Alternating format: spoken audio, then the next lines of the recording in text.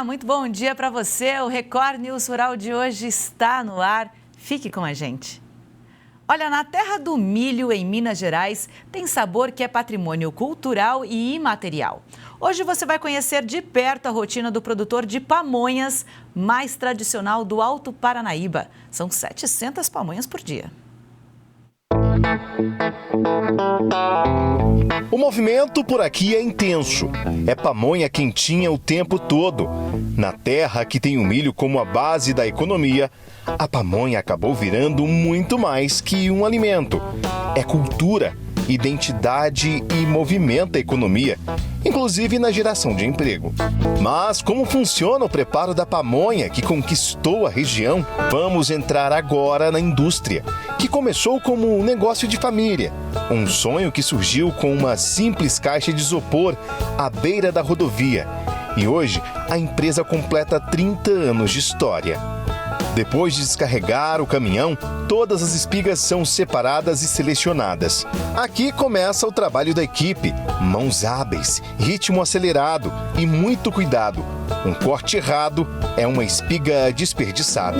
Esse é o seu Valdemar, 27 anos trabalhando aqui. Técnica que veio com o tempo. Tem que saber direitinho, né, o jeito que corta o milho, né, para não desperdiçar também, né, para ficar fácil para a casca do milho. É porque aqui se cortar menos, atrasa na cascação, né? Se cortar demais também, desperdiça. Desperdiça o milho, a palha, fica curta a palha. Além de cortar o milho, o seu Valdemar também separa as palhas que vão servir para enrolar a pamonha. Depois, a palha é fervida. A fervura a deixa maleável. Uma dica de ouro para quem faz pamonha em casa. Agora é a vez do processo mecanizado. Quase tudo aqui é manual, mas a tecnologia ajuda a dar agilidade. Entra em cena outro personagem principal, Rogério Alves de Araújo. Essas máquinas aqui, quando a gente começou, há 30 anos atrás, a gente usava somente essa máquina. Usava essa e o processo de coagem era nas peneiras, peneira tradicional, igual antigamente. No decorrer do tempo, a gente adquiriu essa outra máquina. Essa aqui já faz de tudo. Ela já rala, coa, já sai tudo prontinho já.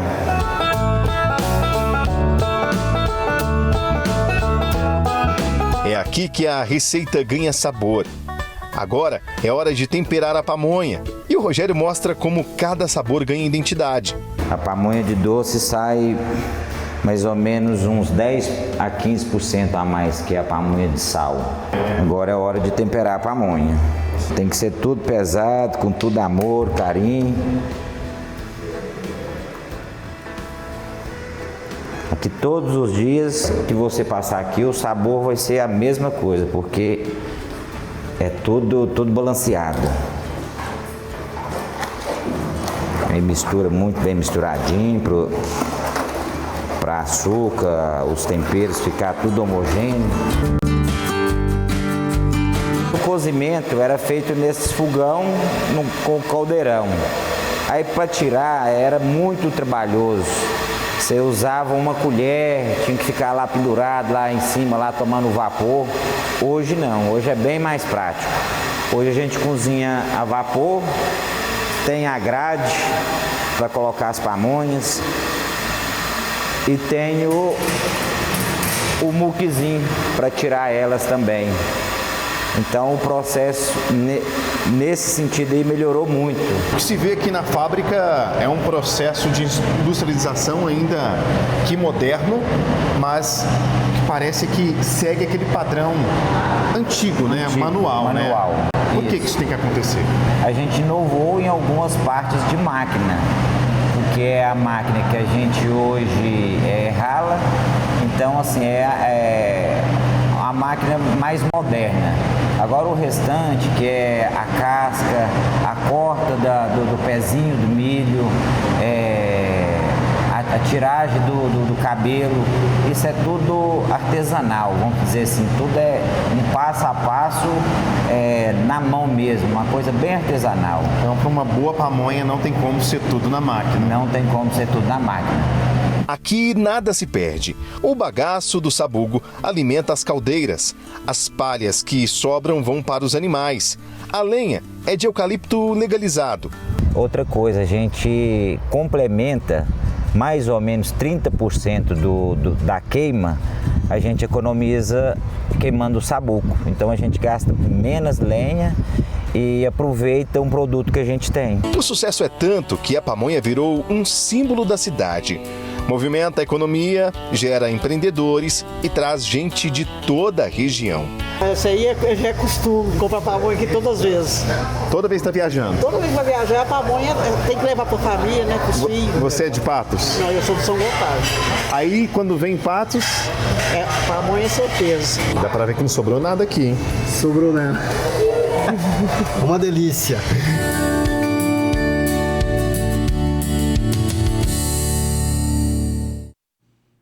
Bom demais, né? Agora olha só o que é bom também. Sorvete de pistache, chocolate com pistache. O pistache caiu no gosto do brasileiro. Mas você sabe de onde vem esse alimento tão consumido por aqui? Com pequenos frutos amarelos, colorem a paisagem árida desta região da Cordilheira dos Andes. A província de San Juan, segunda maior produtora de vinhedos do país, cada vez mais abre espaço para as plantações de pistache. Segundo este produtor, o clima frio e seco da região é perfeito para o cultivo. Ele acredita que a Argentina pode se tornar um importante exportador. Temos a terra, a água e as condições climáticas para que a Argentina tenha 60, 80, 100 mil hectares entre San Juan e Mendoza plantados com pistache, afirma Alberto Aguilera. O imigrante iraniano Marcelo Igani vê a empresa dele crescer rapidamente. Dobrou a produção anual em 2023 e prevê chegar a 400 mil plantas neste ano. Ele foi o pioneiro no cultivo de pistaches na Argentina, ainda nos anos 80. A gente dizia que ele é louco. As pessoas diziam que eu era louco, mas eu estava muito seguro de que era o caminho correto.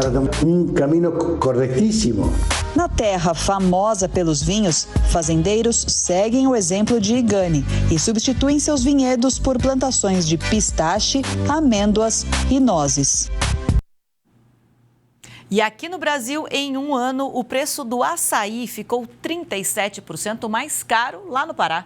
Apesar da alta significativa, o paraense não deixa de ter o produto em casa. Na casa da família Moraes, comer açaí todos os dias é tradição que não se pode quebrar. O açaí é a continuação do alimento nosso. Então, pós o almoço, ou mesmo durante o almoço, há esse hábito nosso de consumirmos açaí. A Helena, de 9 anos, nasceu em Tocantins, mas desde cedo se apaixonou pelo sabor do açaí paraense. Com farinha de tapioca e com peixe. É mais gostoso? Sim.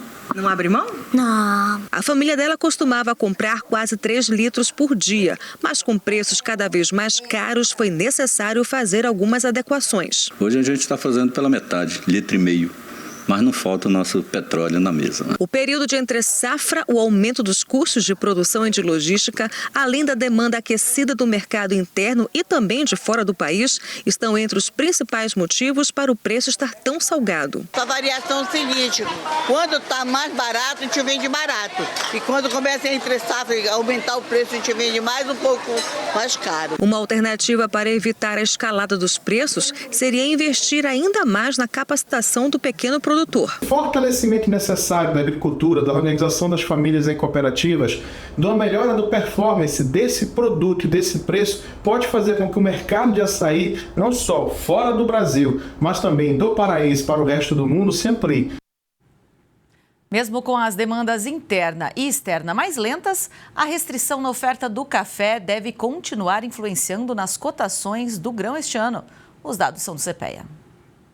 A safra 2026-27 de café é caracterizada por bienalidade positiva, que, aliada ao clima mais favorável, deixa os produtores mais otimistas.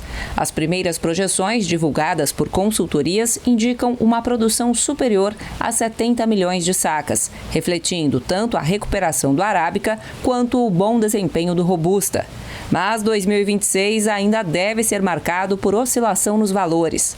Neste início de ano, pesquisadores do CPEA apontam estoques apertados e mesmo com a colheita em andamento no Vietnã, a menor disponibilidade global de café tende a manter os preços em patamares mais elevados. Cenário semelhante ao observado em grande parte do segundo semestre de 2025. Mesmo com a desaceleração da demanda doméstica e internacional, a diminuição da oferta segue exercendo pressão nas cotações. O suporte aos preços só deve se estabilizar quando houver uma ideia mais clara do rendimento da safra. No Brasil, o desenvolvimento nas lavouras, que deve iniciar a colheita depois de maio, segue com condições climáticas favoráveis, melhores que em anos anteriores. Vale lembrar que a adversidades climáticas vem afetando a produção de café há pelo menos 5 safras. Quanto às exportações, a safra 2025-26 deve registrar um volume exportado inferior ao observado em temporadas anteriores, em razão da menor oferta e da redução da disponibilidade de café para comercialização.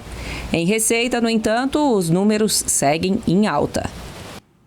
A procura pela carne bovina deve seguir em crescimento em 2026, mas o ano promete também ser desafiador para os pecuaristas. As demandas interna e externa devem crescer este ano. Já a produção nacional deve ter uma expansão comedida. Pesquisadores do CPEA indicam que os preços dos animais e da carne devem ter boa sustentação, com tendência de alta.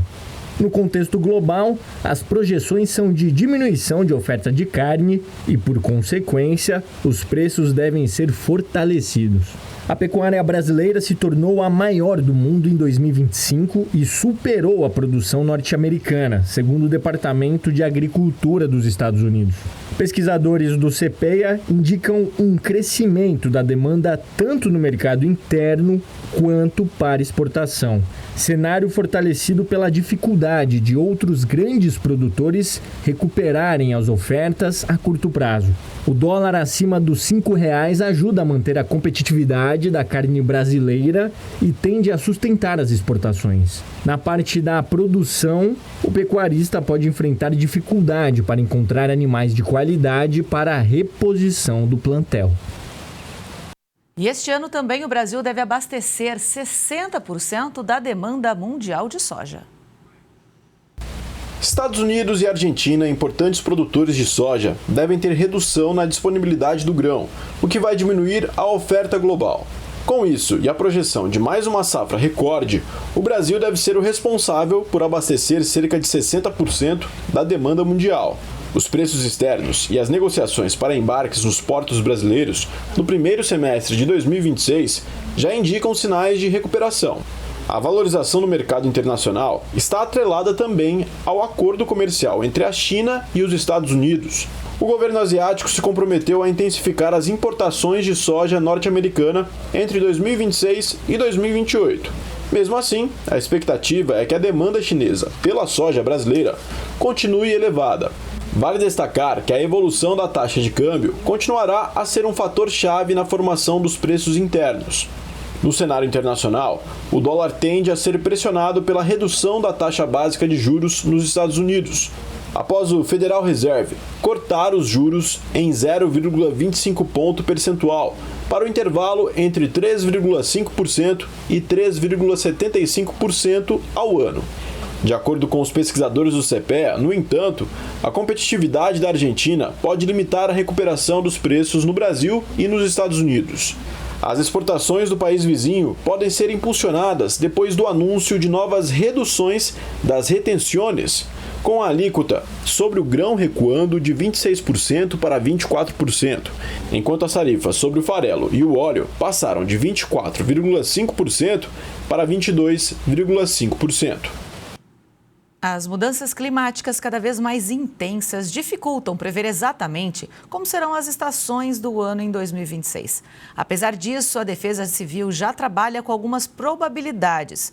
O mês de janeiro, por exemplo, deve ter chuvas mais fortes e o inverno pode ser mais rigoroso. O começo do ano costuma ser marcado por calor e pancadas de chuva. Mas neste verão, os temporais devem ser ainda mais fortes por causa do Laninha. O fenômeno tem como característica o resfriamento das águas do Oceano Pacífico, que altera a circulação de ventos e afeta o clima. Por isso, o verão terá menos dias de chuva, mas com temporais mais intensos e concentrados.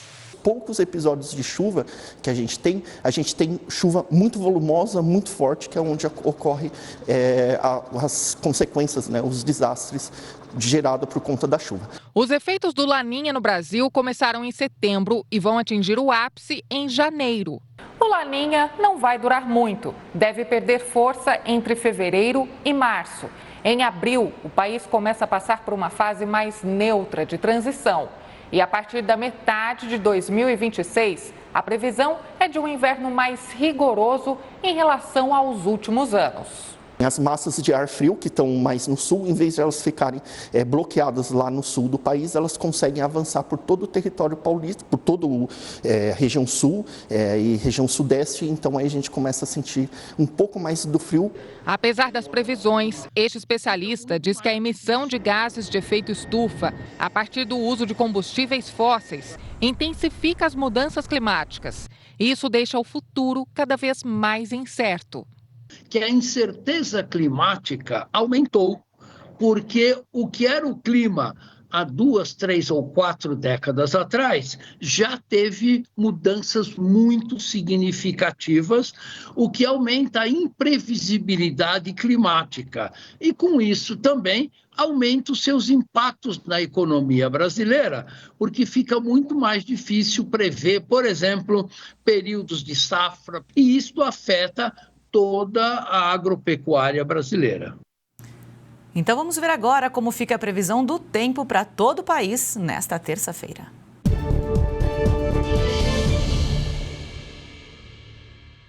A terça-feira será marcada pela atuação das ACAS sobre o país, enquanto um sistema de alta pressão garante tempo mais firme em grande parte da região sul.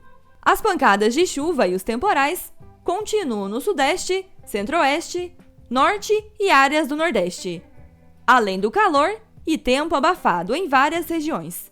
O dia começa com maior cobertura de nuvens em áreas da faixa litorânea e leste do Paraná, além do litoral norte catarinense, e permanece mais encoberto ao longo do dia, enquanto na maior parte do restante da região, o sol aparece mais. E em áreas da Serra Gaúcha e Catarinense, as temperaturas continuam mais baixas pela manhã. No sudeste, a nebulosidade permanece bastante elevada em Minas, Espírito Santo e norte do Rio, enquanto em São Paulo, o céu fica mais carregado no litoral, sul, leste e norte do estado. Tempo mais nublado também em Mato Grosso e em Goiás, além do norte e leste de Mato Grosso do Sul, enquanto no sul e oeste do estado, o tempo segue mais aberto. A nebulosidade também aumenta em grande parte da Bahia, Maranhão, Piauí, além do oeste de Pernambuco, com céu mais carregado ao longo do dia. Enquanto nas demais áreas do Nordeste, o sol aparece mais. E no Norte, o céu permanece nublado e encoberto no Amazonas, Acre, Rondônia, grande parte do Pará, Tocantins e no Amapá. Já em algumas áreas mais ao norte de Roraima, o sol aparece mais. Durante a madrugada e início da manhã, há chance de chuvas mais fracas em áreas da faixa litorânea e leste do Paraná, além do litoral norte catarinense. E também não se descartam pancadas fracas e isoladas no interior paranaense, além do norte e nordeste gaúcho. A atuação das ACAS mantém o tempo instável desde a madrugada, com chuvas moderadas a fortes em Minas, Espírito Santo, além do norte do Rio, trazendo risco de temporais na metade norte mineira, além de grande parte do estado capixaba. Em São Paulo, chove de maneira fraca a moderada no litoral, enquanto no leste, norte e nordeste do estado, são esperadas pancadas de chuva mais fortes à tarde. E atenção para alguns transtornos mais pontuais em áreas com chuva persistente pela região. No centro-oeste, a atuação das ACAS segue provocando chuvas moderadas a fortes desde a madrugada em Mato Grosso e também em Goiás, com risco de temporais no norte, leste e interior mato-grossense e em grande parte do estado goiano. Em Mato Grosso do Sul, chove de maneira moderada a forte no norte e leste, enquanto o restante do estado permanece com tempo mais firme. As pancadas ocorrem com maior intensidade também na metade oeste e sul da Bahia, além do centro-sul do Maranhão e do Piauí. com risco de temporais no sul baiano. E no norte, a atuação das ACAS também mantém chuvas moderadas a fortes no sul e oeste do Amazonas, Acre, Rondônia, boa parte do Pará, além do Tocantins. E há risco de temporais em algumas áreas. E no Amapá, além do oeste e sul de Roraima, há previsão de chuva ao longo do dia. Rajadas de vento entre 40 e 50 km por hora devem ocorrer em algumas áreas do país nesta terça. Em boa parte da região sul e nordeste, sul de Mato Grosso do Sul, São Paulo, interior e sudoeste de Minas, além do norte capixaba. E de maneira mais forte no sul catarinense, podendo chegar até os 70 km por hora. E a umidade do ar entra em atenção no oeste de Mato Grosso do Sul, sudoeste gaúcho, e segue mais baixa em áreas do interior do Nordeste, com alerta para o oeste da Paraíba e do Rio Grande do Norte, onde os índices de umidade podem ficar abaixo dos 20%. E em relação às temperaturas para esta terça, máximas de 21 graus em Belo Horizonte, 22 em Brasília, 26 em Goiânia, 28 em São Paulo e no Rio, e até 31 graus em Porto Alegre e em Salvador. Nós estamos acompanhando nos últimos dias o desdobramento do ataque dos Estados Unidos à Venezuela. Nicolás Maduro e a esposa foram capturados e levados aos Estados Unidos. A vice-presidente venezuelana assumiu interinamente. Mas o que essa ação influencia o agronegócio brasileiro? Quais são as consequências? Quem chega para conversar com a gente é o professor da FGV Direito Rio, Daniel Vargas. Muito bom dia, Daniel. Seja bem-vindo. Olá, Ingrid. Sempre um prazer falar com vocês. Prazer é nosso, já agradeço. E aí eu já começo te perguntando qual que é a situação, para a gente entender a realidade, né? Qual que é a situação do comércio entre Brasil e Venezuela hoje? A Venezuela é um parceiro importante para o comércio brasileiro? Olha, Ingrid, digamos que a relação comercial entre o Brasil e a Venezuela tem deteriorado significativamente ao longo da última década, à medida em que a crise na Venezuela se aprofunda. Então, hoje, nós temos um comércio bilateral com a Venezuela que gira na ordem de 1,6 bilhão de dólares ao ano.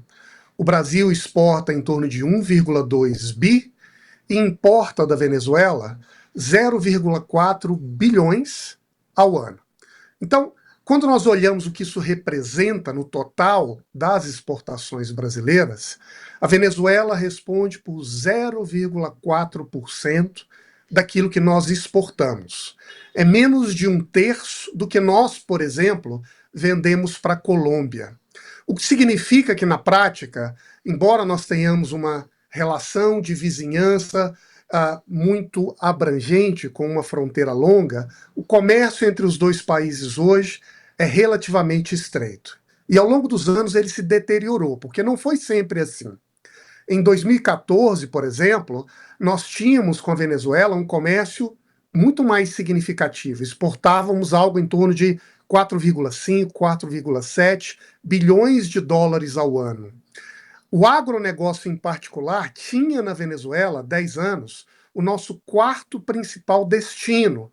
Hoje, em torno do 29º ou 30º destino comercial. O que só revela, como nós temos visto ao longo dos anos, um afastamento econômico, digamos assim, entre Brasil e Venezuela. De falar o porquê desse afastamento, eu queria que a gente comentasse um pouco sobre o que o Brasil manda para a Venezuela. É basicamente alimentos, né? A gente tem arroz, a gente tem o milho, a carne bovina, basicamente alimento. Com certeza. Os produtos alimentícios e animais vivos são a principal fonte de produtos que nós exportamos para a Venezuela. Em 2024, por exemplo, essa coluna correspondeu a algo em torno de 660 milhões de dólares exportados. Também exportamos óleos animais, vegetais e um pouquinho de produtos químicos, mas basicamente são aqueles bens que a Venezuela utiliza ou necessita para se alimentar. A verdade é que hoje metade dos venezuelanos vivem abaixo da pobreza extrema e em torno de 70% da população no país vive na pobreza. Um país que tem dificuldades de produção para alimentar a sua própria população. O Brasil é um parceiro relevante nesta área. E quando a gente fala de importação brasileira, o que o Brasil compra da Venezuela?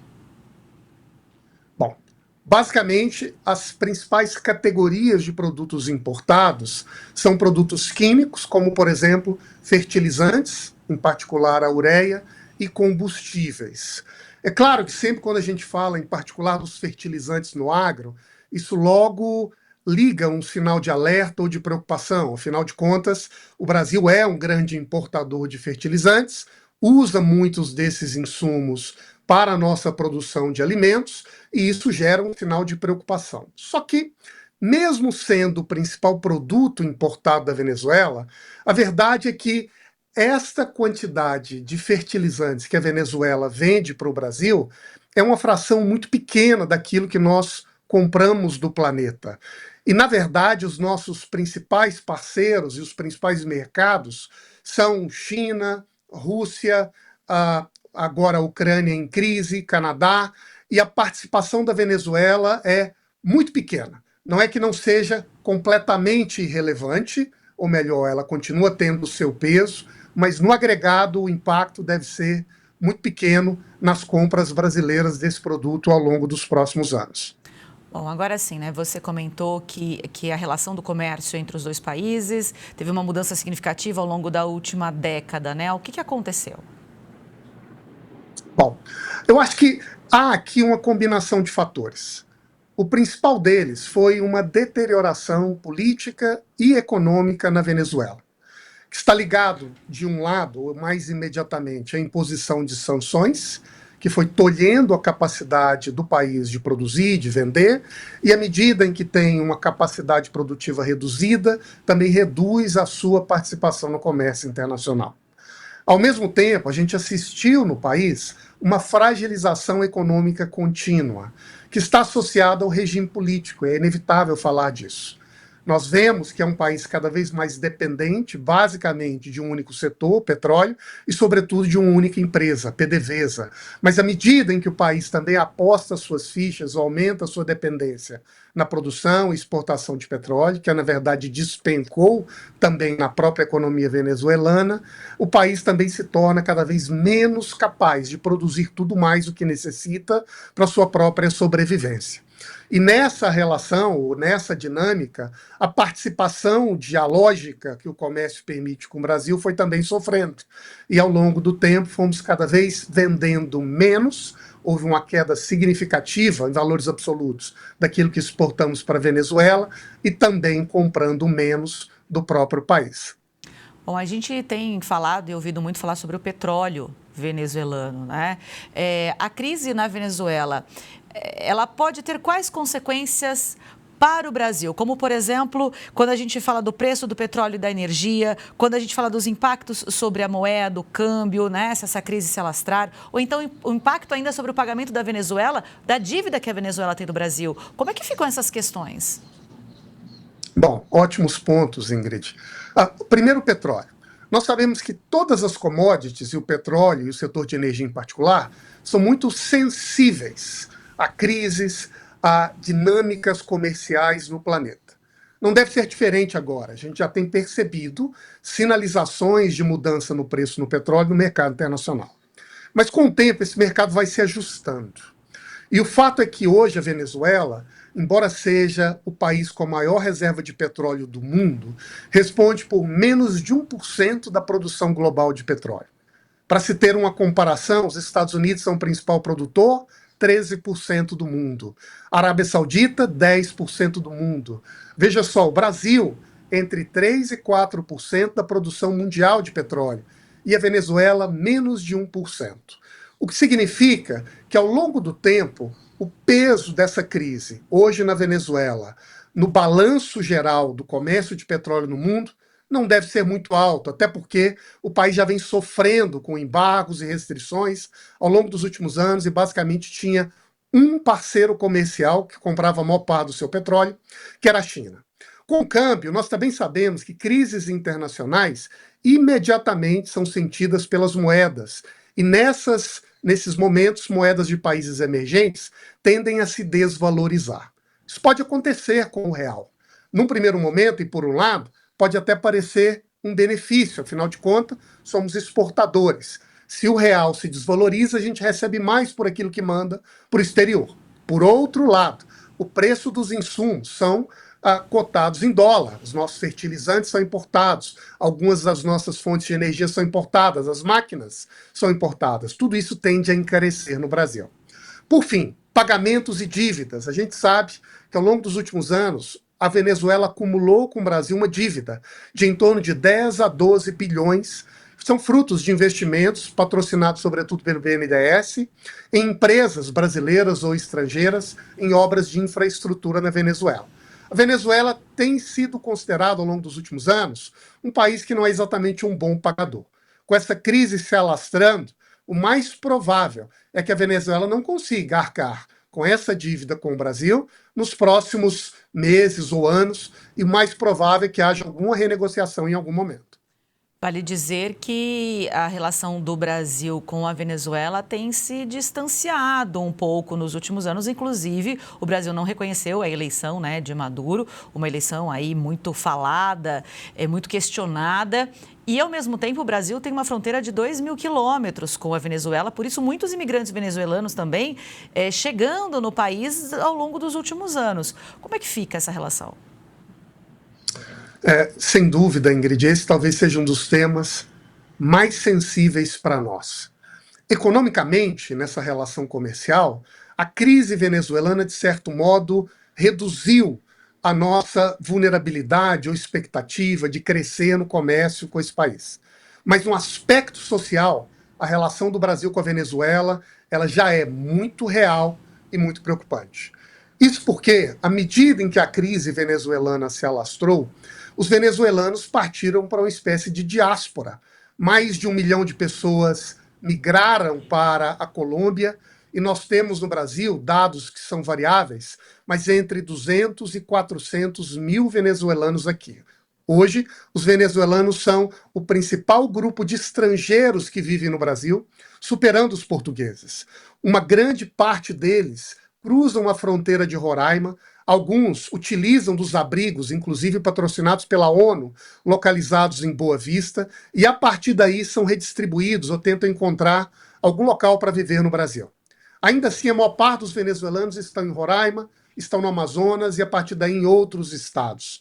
E tudo isso significa um impacto significativo sobre a prestação de serviços pelo Brasil. Impactos em saúde, impactos em educação e também impactos em segurança, porque com a vulnerabilidade vem a exploração, muitas vezes o tráfico, as drogas, como já se nota em algumas regiões na Amazônia. O que significa, não é, resumindo para o Brasil, que a relação com a Venezuela ela é relevante economicamente, porém reduzida essa relevância. Mas o aspecto social, a relação do Brasil com a Venezuela é imensamente significativa, o que justifica a nossa participação e nosso esforço, de certo modo, em olhar para essa crise com atenção e, quem sabe, encontrar uma solução pacífica.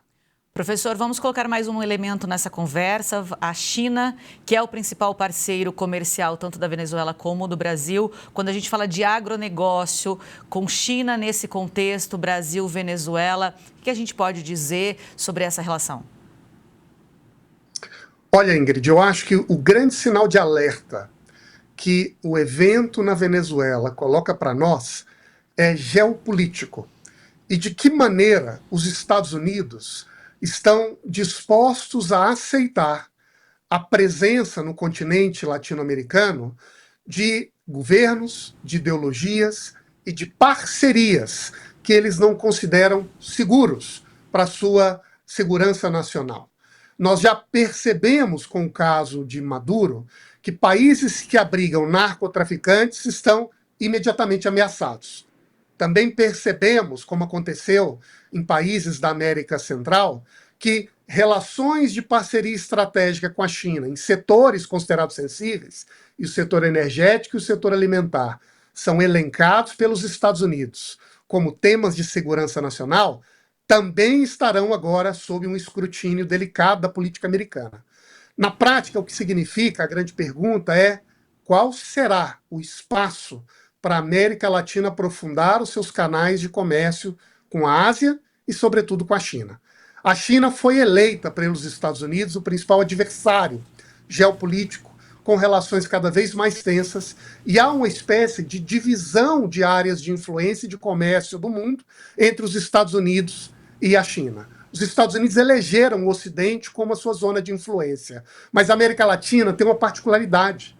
Embora a nossa cabeça, a nossa cultura seja ocidental, a nossa língua é ocidental, nossa religião é ocidental, os nossos valores são ocidentais, nossa governança é democrática e é ocidental.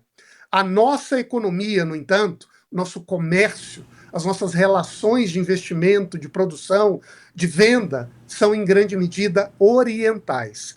A China é de longe o principal parceiro comercial de praticamente todos os países da América Latina.